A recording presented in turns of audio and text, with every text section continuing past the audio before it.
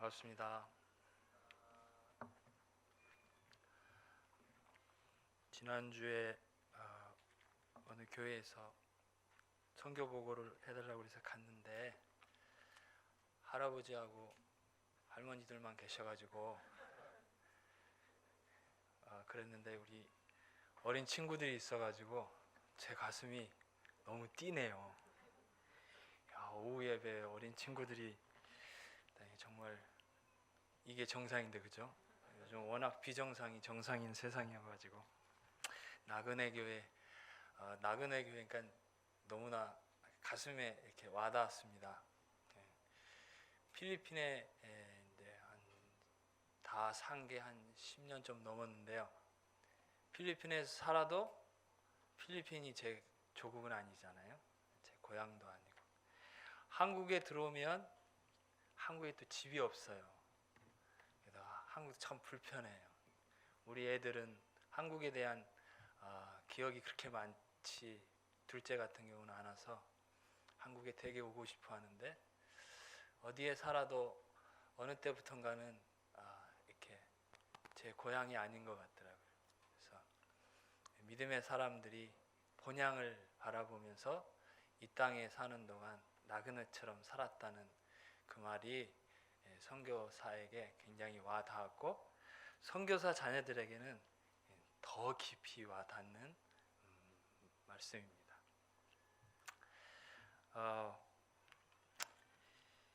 그 어느 선교사 자녀가 그랬대요. 나는 도대체 한국 사람인가, 인도네시아 사람인가, 미국 사람인가 너무 헷갈리는 거예요. 한국에서 산 경험은 별로 없고 그렇지만 한국인이고 이렇게 고민했었는데 이 말씀 아브라함이라든가 히브리서 11장 말씀에서 본향을 바라보면서 이 땅에 나그네로 사는 그 말씀을 가슴에 팍 와닿아가지고 자기 정체성을 그렇구나, 이 땅 가운데 나그네로 사는 것이구나. 성도님들도 그러시죠? 아니신가 보네. 저는 필리핀에 뉴스에서 들으보셨겠지만 이렇게 남부 민다나오 지역이 있습니다. 거기에 지금 이슬람 반군들하고 정부군하고 내전이 일어났잖아요. 우리나라로 치면 전라도 경상도 지역이에요. 거기는 항상 그 민다나오 이슬람 사람들이 자치를 독립하려고 그러는데 정부군하고 이렇게 충돌이 나는데 몇 년 전에도 내전이 일어나가지고 한 8만 명인가 다 피난길에 가고 그랬습니다. 이런 뉴스들을 볼 때 주님께서 가르쳐 주신 기도가 참 이렇게 와 닿았고 기도하게 됩니다. 한 몇 년 전부터 하나님의 나라가 이 땅에 이루어지기를 이렇게 간절한 마음으로 기도하게 되더라고요. 필리핀은 카톨릭 국가인데 카톨릭이 전혀 세상에 대한 영향력을 이렇게 잘 발휘하지 못하는 것 같아요. 부정부패가 너무 만연하고 얼마 전에도 그 경찰 고위 간부가 한국 사업자를 그것도 경찰서 안에 주차장에서 목 졸라 죽였잖아요. 그리고 불에 다 태워가지고 변기에다 버려버렸어요. 하나님의 나라와 하나님의 정의가 필요한 것일 것 같아요.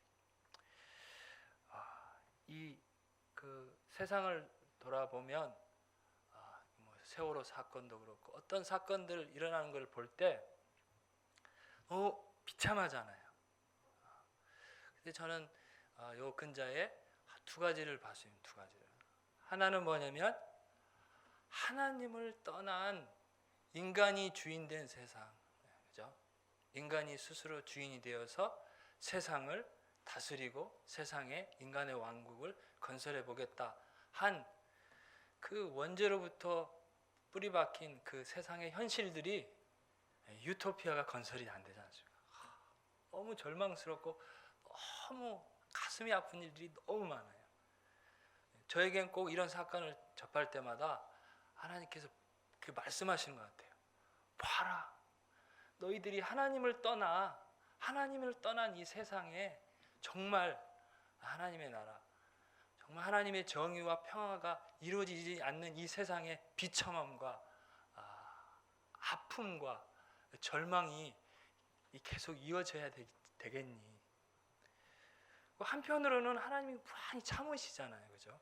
많이 참으시면서 또 한편으로는 하나님의 나라가 이 땅에 임하기를 간절히 소망하게 하는 그런 로마서의 이 피조물조차도, 그죠? 하나님의 나라가 하나님의 양자들이 구속되기를 탄식하며 기다리고 있다 그러지 않습니까? 이런 세상 가운데 정말 우리에게 참된 소망은 무엇일까? 참된 소망은 무엇일까요? 선교사에게 참된 소망과 유일한 위로는 무엇입니까? 하이델베르그 일문에서 배우셨죠.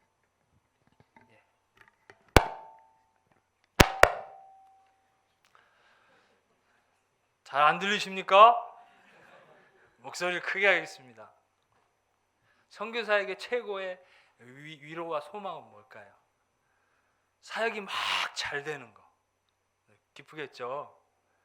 우리 아이들이 막 좋은 대학 가는 거. 그것도 기쁘겠죠. 그렇죠?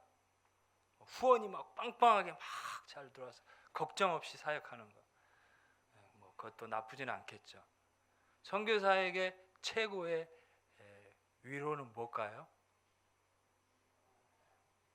아시죠?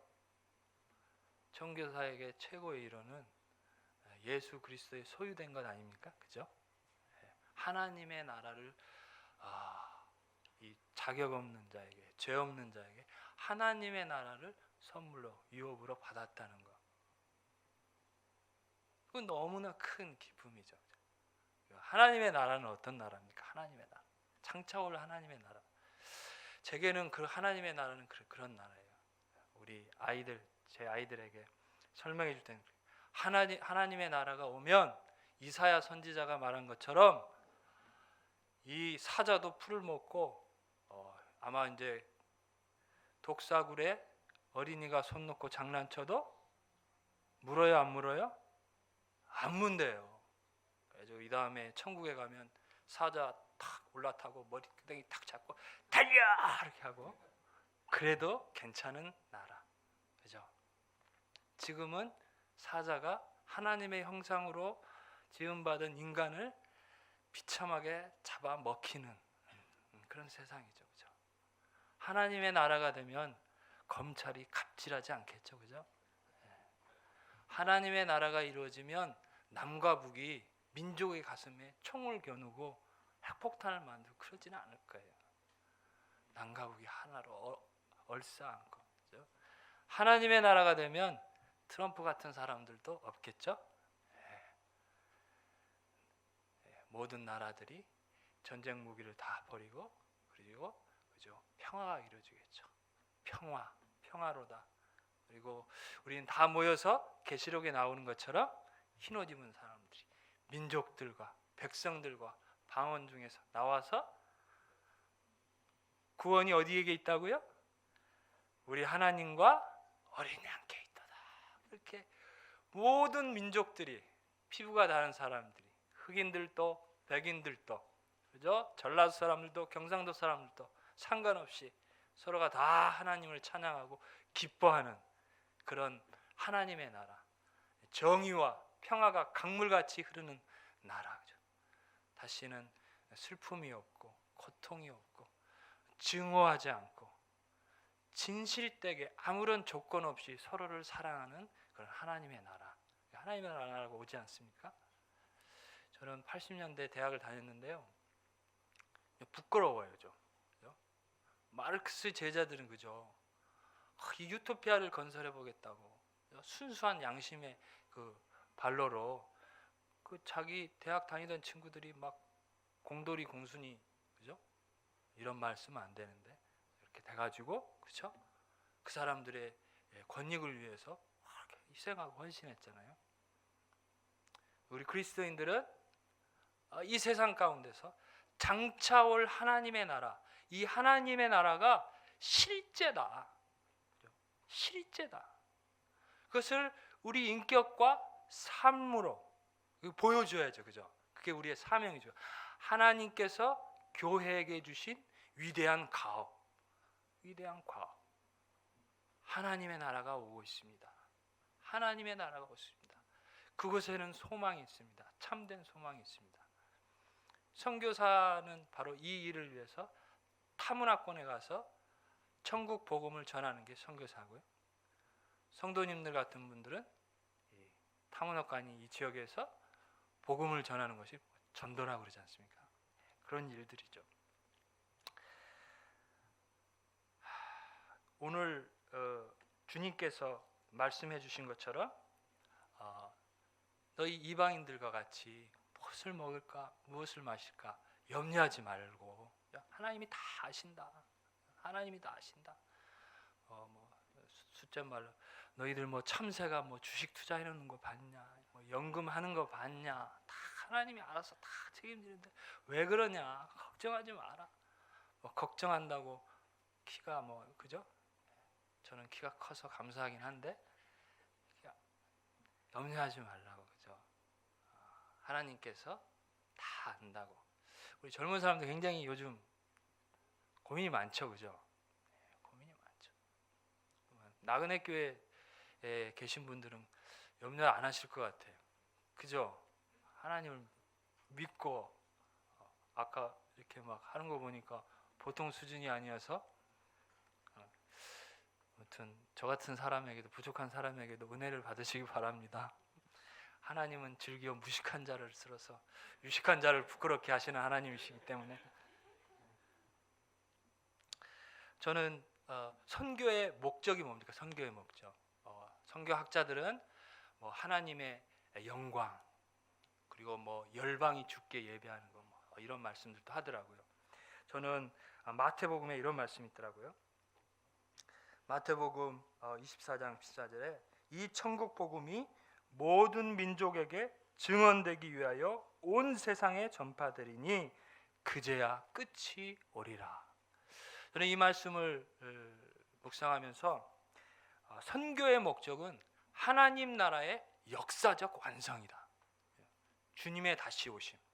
주님의 다시 오심이 이루어질 때 역사적으로 하나님의 나라가 그토록 그리워하는, 저는 요즘 눈에 시리도록 그리워하고 있습니다.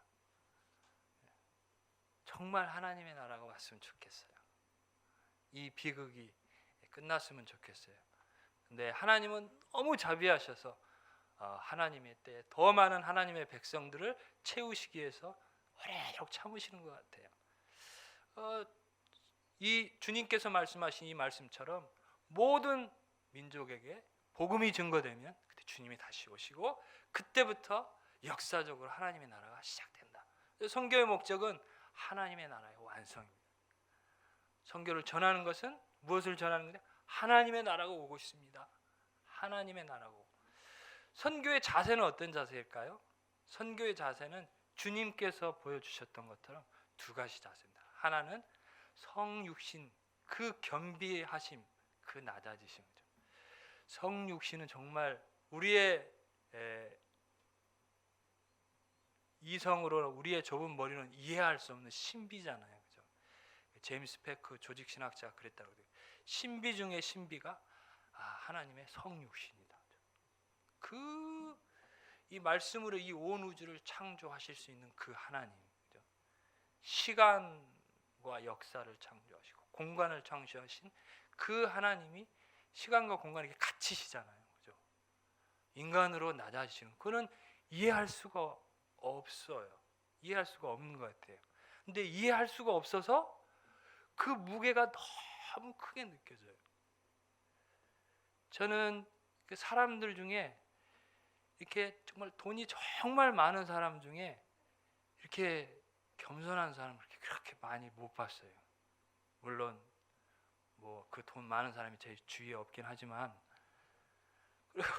그리고 정말 지식적으로 탁월하신 분들이 굉장히 겸손한 분은 제가 몇 분 못 봤어요. 제가 누구라고 말씀 못 드리겠지만 김모 교수님 좀 겸손하시더라고요. 참 쉽지 않죠, 그죠? 우리 죄성이 있기 때문에. 근데 그 하나님이 이렇게 낮아신. 그러니까 하나님의 나라의 실제는 이처럼 최고의 권력자가 가장 낮아지는 그 하나님 나라의 질서에 있는 것 같아요. 교회는 그렇지 않습니까? 그렇죠? 교회는 목사님이 제일 높지 않잖아요. 그죠? 어떻게 보면은 우리 어린아이들 같은 약한 사람이 제일 높잖아요. 그죠? 제일 높고 보호해야 되고 존귀하게 이렇게 떠받드는 공동체, 하나님 나라의 질서.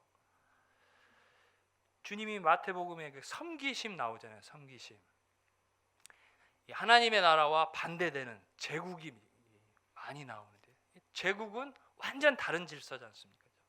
황제 한 사람을 위해서 모든 사람들이 섬겨야 되는 그런 질서인데, 하나님의 나라는 하나님께서 예수 그리스도를 통해서 이 땅에 오셔서 보여주신 하나님 나라의 질서는 전능하신 신이신 하나님께서, 그 하나님께서 자기 백성을 섬기시는 하나님이시잖아요.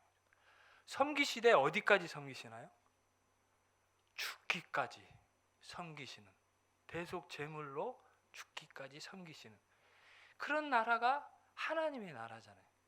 선교사는 이 하나님의 나라를 전해야 되는데요, 누구 말처럼 삶으로 다 전하고 할 수 없거든. 말로 전해야 되겠죠, 그죠? 사도 바울은 고린도 교회에 편지할 때, 내가 주 예수 그리스도를 위하여 너희의, 예수 그리스도가 나의 주 되신 것과 내가 너희의, 예수 그리스도를 위하여 내가 너희의 종된 것을 전파하노라, 이렇게 이런 말씀이 있더라고요. 근데 만약에 사도 바울이 그렇게 살지 않았다면 고린도 교회 성도들이 그 편지 받고 뭐라고 하겠어요? 위선자, 이렇게, 그죠?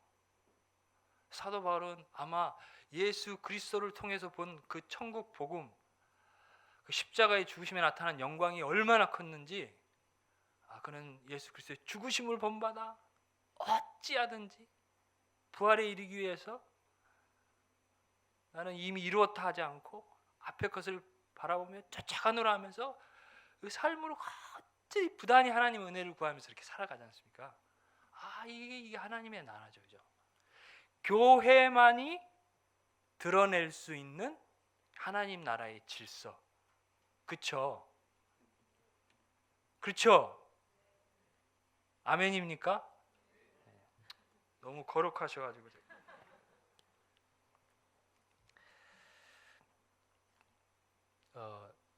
선교하면서 이걸 굉장히 가슴 깊게 많이 배웠어요. 하나님께서 깨닫게 해주세요. 제가 그렇게 사도 바울처럼 사역하지 못했지만 하나님의 은혜를 구하면서 이렇게, 하나님의 은혜는 신비하지 않습니까? 그죠? 그렇게 살지 못하기 때문에 하나님께서 더 겸손하게 낮추시고 또 더 낮추시는 그 은혜로 인해서 정말 그 주님을 본받고 그렇게 살려고 살아보면은 또 안 되고 또 안 되고, 그러니까 더 겸손해지고, 그러면서 점점 성화를 이루어 가시는 하나님의 이 신비하심. 왜냐하면 선교지에서 많이 경험했습니다. 좀 부끄럽지만 처음부터 끝까지 하나님의 은혜인 것 같아요. 저는 이 세계 선교, 세계 선교의 장에서 하나님께서 선교사 자녀들, MK가 뭔지 알죠? MK, Made in Korea, Missionary Kid. 그래서 한국 선교사 자녀, 한국 선교사 자녀들을 섬기도록 부름받았습니다. 근데 아까 아시는 분은 아시겠지만 선교사 자녀들이 부모님은 소명을 받아서 이 천국 복음을 위해서 목숨을 걸겠다. 사실 저도 이렇게 선교사로 떠날 때 이렇게 유언을 써요. 유언을 쓰고 우리 자녀들이 납치돼도 돈 한 푼 주지 않겠다. 아주 잔인한 선교회였습니다. 합신 교단 선교회. 그렇게 해야 되겠죠. 선교사들 자녀들 막 납치해 갔는데 막 돈 주고 그러면 탁했대잖아요. 각오해야죠. 죽으면 죽으리라. 그렇게 하고 떠나는 거죠. 그런데 선교사 자녀들은 사명을 안 받았단 말이죠. 제가 아는 제일 황당한 선교사 자녀 얘기를 들었습니다. 어느 날 자기 아버지가 필리핀에 별장을 샀대요. 같이 가자고 그러더래요. 갔는데 알고 보니까 선교사로 나온 거예요. 옛날에는 그랬는데 이렇게 하면 안 되거든요.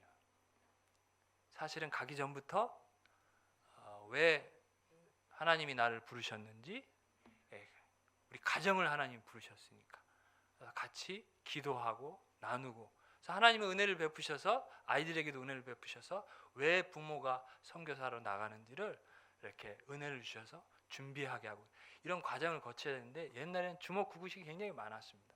근데 지금도 그런 분들이 계시더라고요. 선교 훈련을 잘 받으셔야 되는데, 선교사들이 몇 명이나 파송되는지 아시죠? 대충 작년 조사해 봤는데요. 작년 2월 말 통계 보니까 175개국에 한국 선교사들이 파송됐습니다. 이 말인즉슨 175국에 선교사 자녀들이 파송된 거예요. 그리고 선교사는 28,000명 정도 되는데요.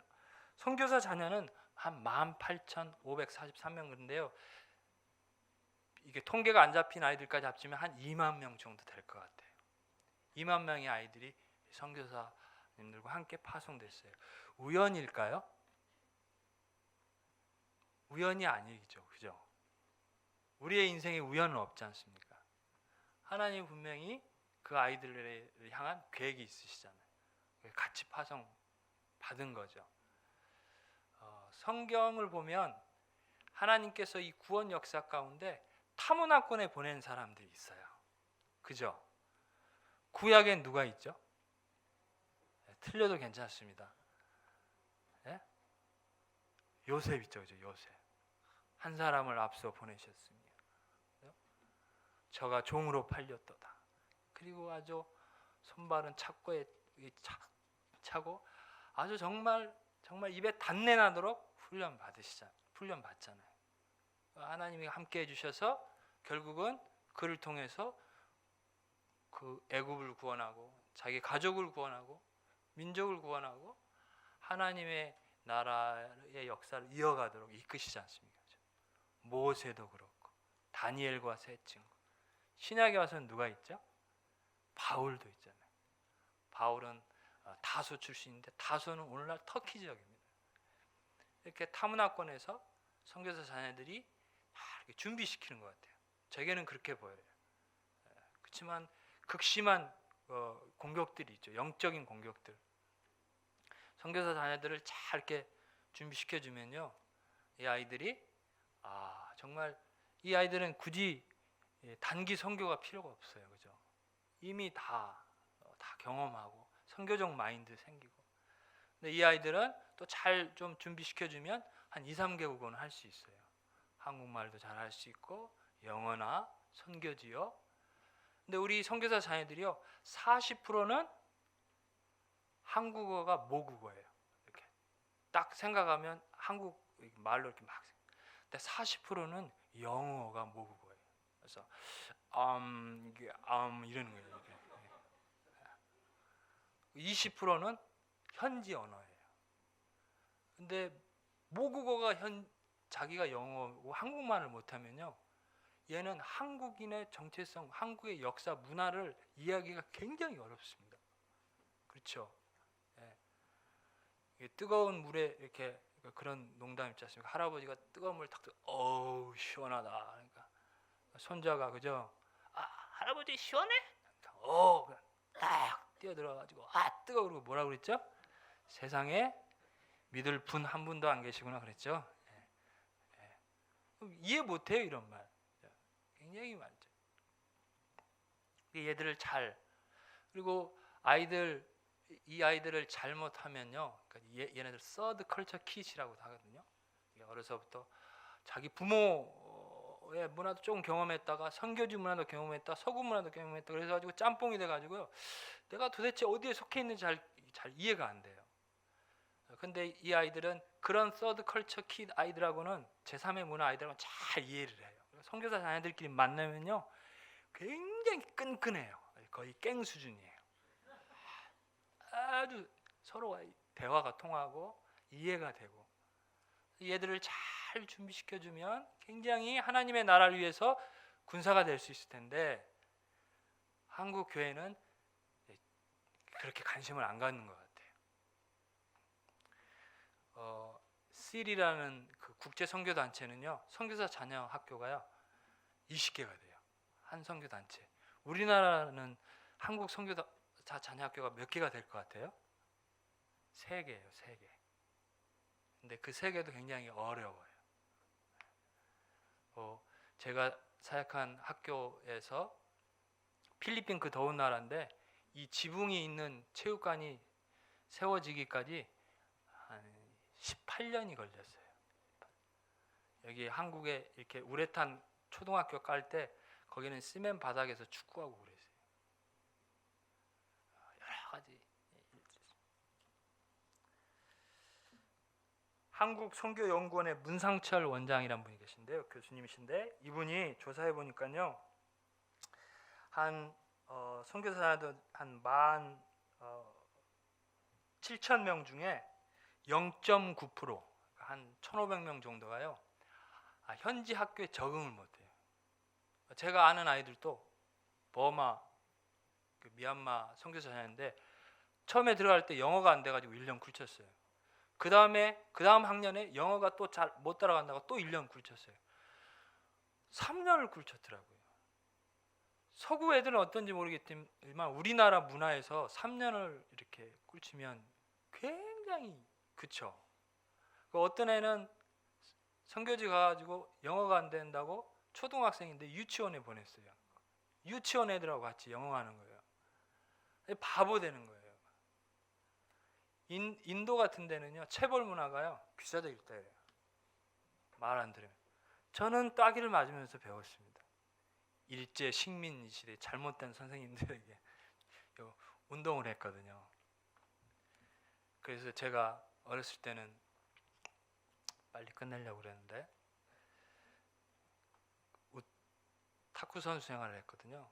아주 유명한 선수들은 제 후배 선수들입니다. 저는 그냥 보통 선수였습니다. 뭐 유남규, 김택수 이런 애들 다 제 후배였어요.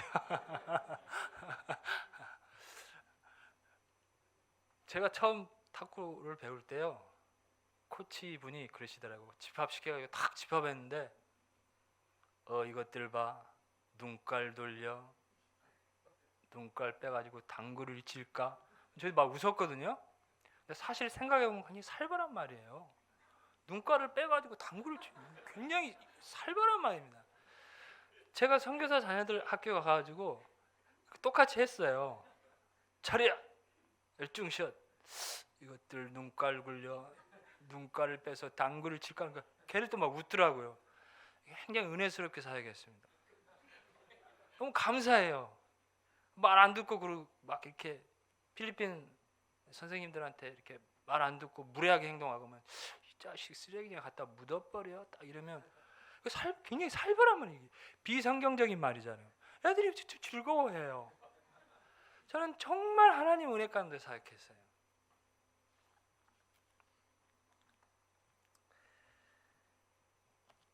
(1994년도에) 한국에서 선교사 자녀학교가 처음 시작됩니다. 그때쯤에는요, 선교사 자녀가 한 5,000명 정도 됐어요. 저는 97년도에 파송됐어요. 그때는 선교사 자녀가 10,000명을 넘어섰어요.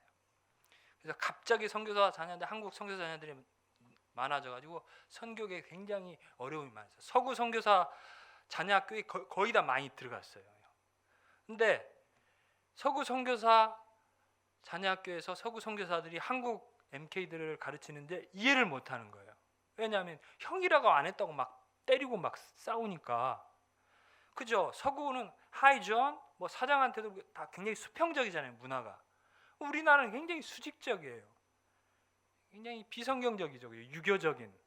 그리고 교회 안에도 많이 들어와 있는데, 그러니까 이해를 못하는 거예요. 그래가지고 94년도에 처음 선교사 자녀학교가 세워지고 97년도에 저는 파송을 받아서 갔는데요. 97년도에 갔더니 중학교 1학년이 2명, 중학교 2학년이 2명, 중학교 3학년이 4명, 전교생 8명, 유치원하고 초등학교하고 한 20명 이렇게 돼 있더라고요. 정말 이렇게 집 이렇게 빌려가지고요. 그 응접실이 채플실도 되고 도서관도 되고 실내 체육관도 되고 이랬어요. 길거리에서 이렇게 농구 수업 막 하다가 차 오면 야 나 비켜라 이렇게 나와, 차 지나가면 다시 농구 수업. 굉장히 열악했어요. 그런데 이 그 2010년도에 제가 다시 선교사 자녀학교에 파송받아서 가서 섬기고, 그리고 2015년도에는 14개국에서 선교사 중고등학교 선교사 자녀들이 왔고요. 그리고 유초 중고등학교 다 합쳐서 206명이 늘어났어요. 그러니까 그만큼 필요가 있는 거예요. 왜냐하면 선교 지역이 너무 교육적으로 열악하기 때문에. 그리고 저희는 그 선교사 자녀학교의 비전은 우리가 섬기는 선교사 자녀들이 장차 대한민국과 세계 속에서 하나님의 나라를 위해서 헌신하는 것을 보는 것이다. 그걸 비전으로 삼았어요. 괜찮죠? 장차 이 아이들이 자라가지고 지금은 뭐 코 흘리게 아이들이지만, 물론 코는 안 흘리지만 어린 아이들이지만 이 아이들이 장차 자라가지고 그죠? 하나님의 나라를 위해서 헌신하는 거죠. 정치계에 들어, 문화계에 들어. 진짜 정치계에서 제발 좀 기독교인다운 대통령이 한번 나와봤으면 좋겠어요. 그죠? 창피해 죽겠어요. 부끄러워요. 안타깝고. 교육계, 문화계, 곳곳에 가서 하나님 나라의 창조 질서, 하나님 나라의 규범, 이런 것들이 실현이 되고 하나님의 정의가 실현되는 그런 하나님의 나라를 만드는 것을 보면 얼마나 기쁘겠어요. 그렇죠? 그래서 저희 선교사 자녀학교에서는 아이들, 그래서 이 하나님의 나라를 위해서 어떻게 교육할 것인가, 첫째는 기독교 교육을 했습니다. 우리 학교에서 교회에서 이렇게 교리도 가르치고 하는 것처럼 아침마다 영교식에서 큐티, 하나님의 말씀을 다 묵상하게 하는 거예요. 우리 아이들을, 중고등학교 다니는 아이들 매일 성경 읽나요? 굉장히 힘들죠, 그죠? 선교사 자녀들도 마찬가지예요. 근데 성적에 들어간다 그러면 다 읽더라고요. 아침에 다 읽어요. 이렇게 그 담임 선생님하고 같이 묵상하기도 하고, 필리핀 선생님하고 묵상하기도 하고, 선교 예배도 드리고요, 미션 트립도 하고, 특별히 이렇게 조별로 이렇게 모여서 서로가 묵상한 것을 서로 나누거든요. 아이들이 어떻게 했다고 말씀 이렇게 나누면 애들이 다 끝나면 박수를 이렇게 쳐줘요. 잘했어요. 이렇게 참 아름다워요. 이렇게 제가 성경을 가르칠 때 이렇게 봤더니 어느 날 이렇게 눈을 딱 그렸더라고요. 그러면서 하나님의 눈으로 세상을 보게 해주세요. 이렇게 적어놨더라고요. 어떤 아이는 너무 힘들었나 봐요. 하나님, 정말 너무 힘들어요. 공부하는 것도 힘들고요, 부모님도 보고 싶고요, 너무 힘들어요. 그러나 하나님께서 이 모든 것에 계획이 있으실 줄 믿어요. 하나님의 주권 사상이 있더라고요. 참 귀한 아이들이에요. 성령님께서 그 아이들의 마음을 만지시고 이렇게 자라게 하시는 것 같아요. 그리고 저희는 기독교 교육뿐만 아니라 기독교적 교육을 했어요. 우리 아이들, 우리 학교에 나가면 다 공부하잖아요. 모든 교과. 근데 그 모든 교과를 인본주의적인 그 틀 속에서, 세계관 속에서 가르치잖아요. 배우잖아요. 지식들을 배우는데 그 지식이 우리 인간과 정말 인간을 사랑하고 인간을 섬기고 하나님을 영화롭게 하는 것과 아무 상관없이 그냥 지식들을, 이렇게 파편화된 지식들을 배우거나 아니면 좋은 대학 가기 위해서 공부하고 막 그러잖아요. 저희는 이제 기독교 세계관 이 세미나를 열고 연수를 하고, 그래서 이 모든 교과가 하나님의 창조 세계다, 하나님의 자연 세계죠. 그래서 수학, 과학, 이 속에 하나님이 창조하신 위엄과 지혜가 무엇인지 얼마나 놀라운지 이렇게 딱 눈에 보게 하는 일들을 하고, 또 이 사회 과목, 이런 과목에는 하나님의 규범들, 질서들, 본질적인 규범들을 이렇게 눈에 띄게 보게 해서 아이들이 하나님의 세계관으로 세워지도록 교육을 했습니다. 또 하나는 이렇게 사상과 철학인데 사실 기독교 세계관이거든요. 그래서 무신론과 그 진리는 관습과 공동체가 만든 상대적인 진리다라는 그런 상대주의 진리관에 대해서 아이들이 기독교적으로 관점으로 비평할 수 있도록 모든 진리는 상대적이다라고 말하는 그것은 절대적입니까? 상대적입니까? 상대적이죠, 그렇죠?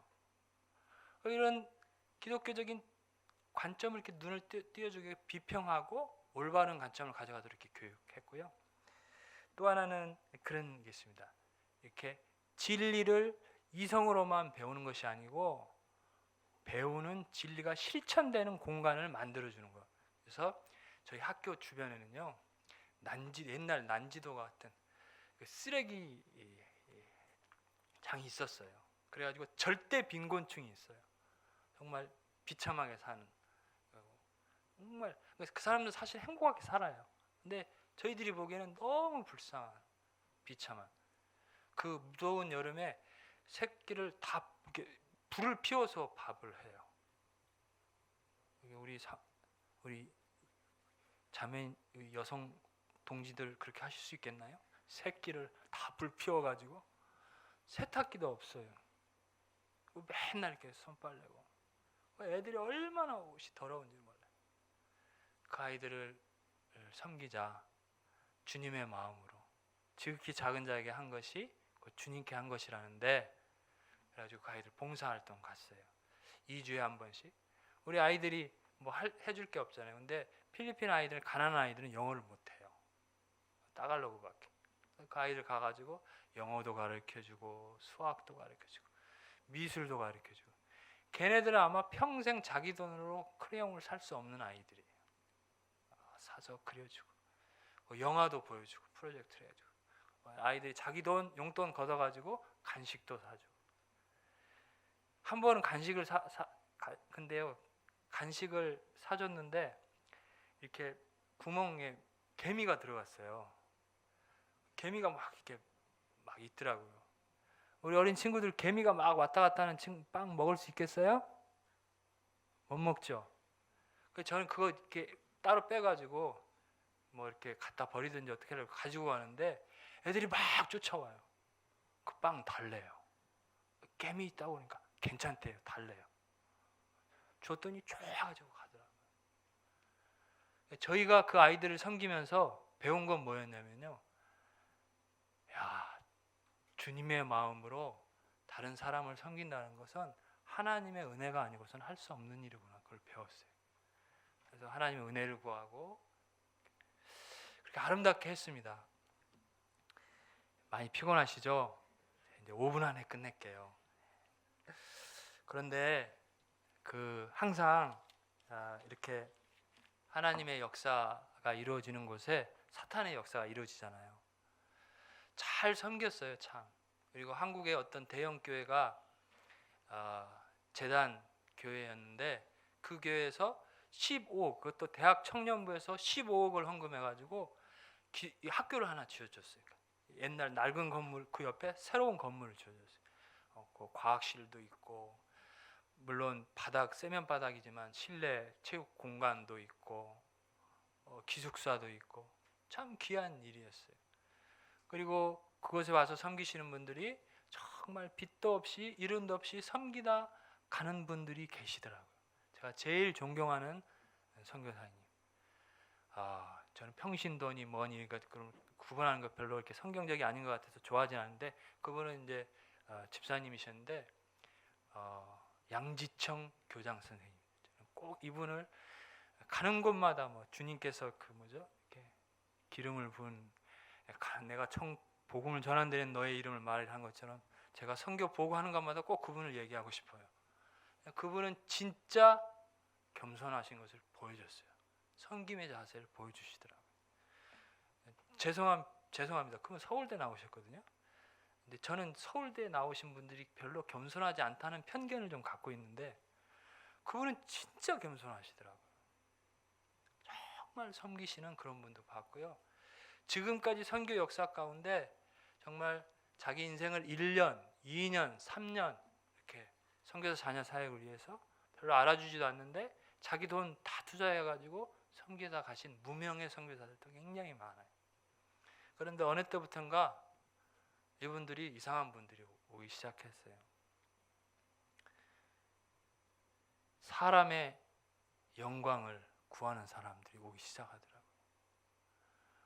자기 교회를 이렇게 하나님의 나라보다 자기 교회를 이렇게 드러내는 사람들이 자꾸 오기 시작하더라고요. 무섭더라고요, 이 사람들. 그러더니 이분들이 죽어가는 학교 살려줬는데 고마워할 줄 알아야지 뭐 이러더라고요. 주님의 가르침과는 너무 다르죠, 그죠? 오른손이 한 것을 왼손이 모르게 하라는 것과 너무 다른 그런 분들이 오기 시작하거든요. 여러분들이 바르게 하자고 얘기하면 재단 반대파가 되는 거예요. 제 이름이 영광스럽게 블랙리스트에 올라갔습니다. 안 돼요, 안 되더라고요. 거짓말을 그렇게 잘하더라고요. 바로 요 앞에서 한 말을 바로 뒤에 가서 거짓말 하더라고요. 그래서 얼굴색 하나 안 바뀌시더라고요. 10몇 년을 그 사역을 했는데 정말 귀하게 사역한 선교사인데 그 선교사 말 들어보지도 않고 이렇게 모함하고 그래가지고요. 정교조 교사라고 모함하고 동성애 가르친다고 그래가지고 그 사람한테 얘기도 들어보지도 않고 그냥 후원비 끊어버리고 여기서 선교 사역하지 말라고 쫓아버리더라고요. 이게 하나님의 교회에서 있는 일들입니다. 우리 한국 교회의 죄악입니다. 죄악. 저를 포함해서 너무 가슴이 아팠어요. 너무 아팠어요. 그래서 이 학교에는 거의 한 97%가 다 선교사 자녀들이거든요. 그러니까 학부모회가 다 선교사님들이에요. 선교사님들이 학부모회에서 좀 이렇게 좀 문제를 해결해 보자 그래가지고 간담회를 열었어요. 안 돼요, 안 돼요. 학부모들 얘기하니까 그 재단 교회에서 온 그 교장이시라는 분이 그러시더라고요. 나하고 맞짱 뜨자는 거요? 이러더라고요. 그분이 믿는 하나님은 어떤 분이신지 정말 궁금했어요. 참. 그러더니요, 그 재단에서 중재 목사를 한 사람 보냈어요. 그리고 그 중재 목사가 와가지고 그 학부모 회장 그 선교사에게 당신 그 교회 비서실에서 당신 고소 준비하고 있어. 교회가 고소하는 게 하지 말라고 성경에서 말하지 않았나요? 차라리 억울한 일을 당할지언정. 근데 고소를 하겠대요. 뭐 업무방해, 뭐 명예훼손. 당신 이런 말 당신 후원하는 교회에 들어가면 후원이 되겠어? 이러더라고요. 그래가지고 학부모 해체해. 그러고 학부모 다 해체시켜버렸어요. 하나님의 나라가 드러나는 게 아니고 이건 제국주의적 선교 방식이죠. 너무 가슴이 아팠어요. 저도 죄인이지만 너무 가슴이 아팠어요. 막 분노하기도 하고요. 정말 사탄이 공격을 엄청 많이 하더라고요. 저 체육학과 나왔거든요. 진짜 그냥 다 가서 그냥 하고 싶기도 했습니다. 한번 합신 선교사의 악명을 한번 떨치고 그냥 사표 써야 되겠다 하고 싶은 유혹도 했어요. 주님의 방법이 아니잖아요, 그죠? 주님의 십자가의 방법이. 그래서 어느 날 갑자기 눈이 뻥 터졌어요. 너무 눈이 아프더라고요. 그리고 나서 한국에 와가지고 5일 일정으로 와서 한번 갔는데 망막이 떨어졌대요. 그래도 이 가운데 눈은 다 살아 있어서 잘만 하면은 뭐 한 달 엎드려 있고 그러면 회복될 거였는데 수술을 잘못한 것 같아요.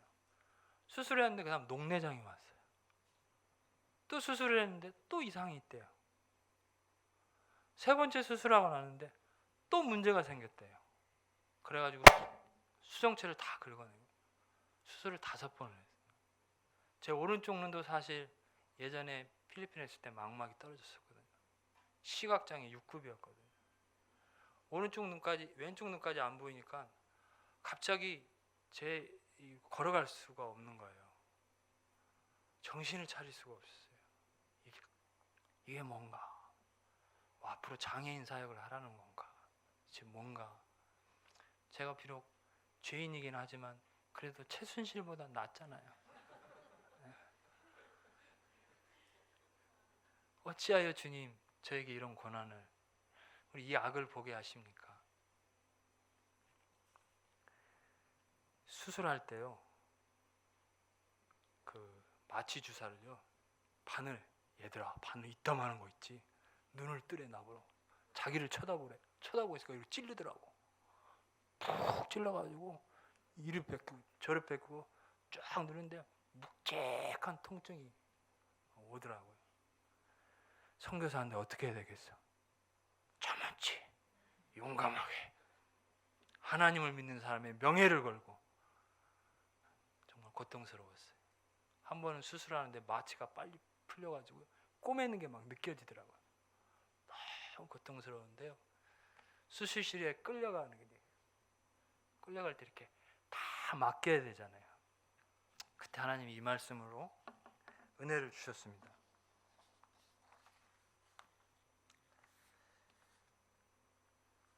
제가 이게 필요합니다.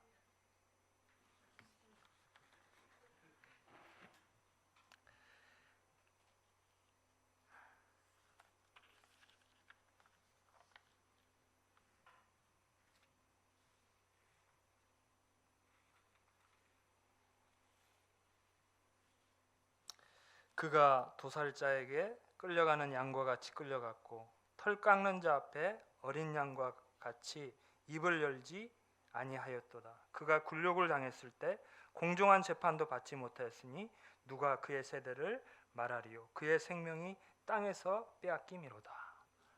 이 말씀을 읽는데요, 오버랩되는 거예요. 주님이 바로 이와 같은 죄인들, 우리와 같은 죄인들 위해서 그렇게 십자가에 끌려가셨구나. 그 억울한 일을 당하면서도 한마디도 하지 않으셨구나.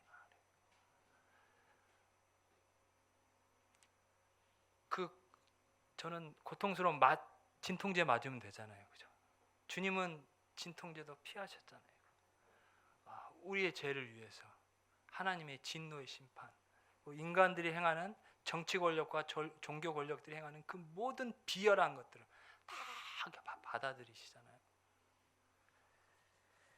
요한복음 16장 2절에 보니까요, 예수님께서 예수님 제자들에게 너희들 나중에 이 사람들이, 그러니까 대제사장들과 서기관들이, 장로들이 너희들을 출교시키고 너희들을 죽일 것이다. 그런데 그들이 이것을 하나님을 섬기는 것이라 할 것이다. 이런 말씀들을. 너무 오버랩됐어요. 정말 무섭다. 어떻게 하나님을 섬기는 열심으로 하나님을 죽일 수가 있는가? 우리도 그럴 수 있구나. 하나님의 은혜가 아니면 하나님을 위한 열심으로 하나님을 죽이는 그런 기독교가 될 수 있구나. 그래서 세상이 그래서 우리를 기독교라고 안 부르잖아요, 그죠? 그러나 만약에 우리가 주님처럼 정말 이 자세로 날마다 자기를 부인하고 십자가를 지는 이 자세를 따라간다면 아마 세상이 우리를 뭐라고 부를까요? 기독교라고 부를 것 같아요. 하나님 나라의 실제. 그 이후로도요, 3번을 또 수술을 했어요. 낫지를 않아요. 그러면서 제가 느꼈어요. 하나님이 저를 낮추시더라고요. 계속 낮추시더라고요. 의사는 내 눈을 수술했지만 하나님은 내 영혼의 눈을 수술시키는구나. 다 내려놓고 완전히 하나님께 맡겨드리게 하시더라고요. 그리고 한 11번쯤 수술이 끝날 쯤에요, 좀 너무하다는 생각도 좀 들더라고요. 그래서 트와이스의 노래가 굉장히 위로가 됐어요. 내 마음 모르고 너무해 막 그러더라고요. 나를 위해서 재었나? 근데요, 깊이 묵상해 보면요, 하나님이 그러시는 것 같아요. 야, 너희들 정말 너무한다. 너무해. 내가 너희를 그렇게 십자가 죽으심까지, 그 생명이 잃어버린 그 죽음의 자리까지 찾아와서 자기 백성을 위해서, 자기 백성을 끌고 부활 생명으로 끌어가고 하나님의 나라를 주기 위해서 그처럼 우리를 섬기신 주님이 계신데, 그 하나님의 영광을 드러내기보다는 세상의 영광을, 자기 영광을 드러내. 너희들 너무하다, 너무해, 그렇게 들렸습니다.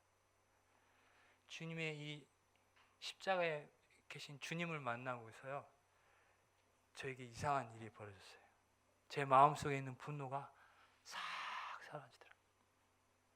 저 이제 그 진짜 나쁜 사이다들을 위해서 기도하게 됐습니다. 어떻게 제가 기도할 수 있겠어요?